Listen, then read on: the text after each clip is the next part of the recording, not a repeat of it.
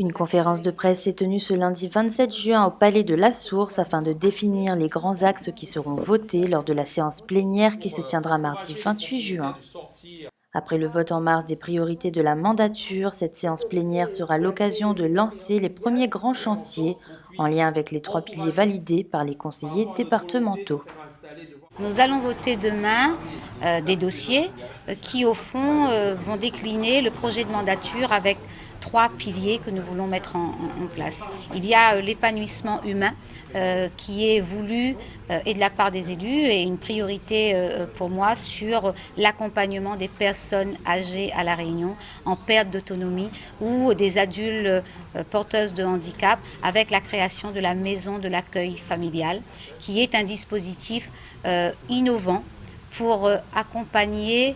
un peu sur le modèle d'une famille, ceux qui sont en perte d'autonomie et qui peuvent se retrouver isolés. Donc ça, c'est le premier dispositif. Le deuxième pilier, c'est le développement du territoire, avec une aide conséquente apportée à l'installation des jeunes agriculteurs. Nous voulons reconquérir les 5000 hectares en friche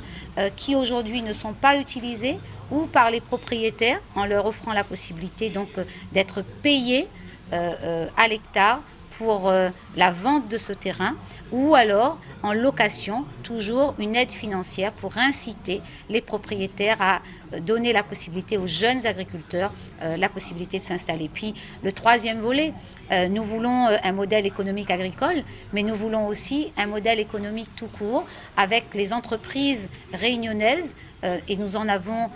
d'excellentes à La Réunion en mettant en place un programme pluriannuel d'investissement de l'ordre de 700 millions d'euros sur les années qui viennent, 140 millions d'euros l'année prochaine pour que les entreprises réunionnaises puissent créer de l'emploi. À travers ces trois piliers, le département apporte davantage de cohérence et d'efficience dans ses actions pour le bien-être des Réunionnais et pour le développement du territoire.